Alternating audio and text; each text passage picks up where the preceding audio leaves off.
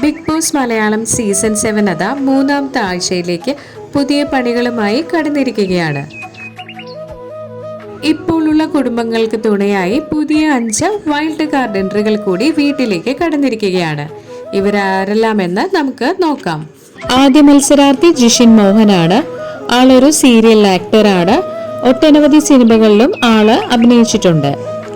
മസ്താനിയാണ് അടുത്ത മത്സരാർത്ഥി. ആളൊരു ഇന്റർവ്യൂവർ ആണ്, മോഡലും. 20K ഫോളോവേഴ്സ് ഉള്ള ഒരു യൂട്യൂബ് ചാനലുമുണ്ട് മസ്താനിക്ക്.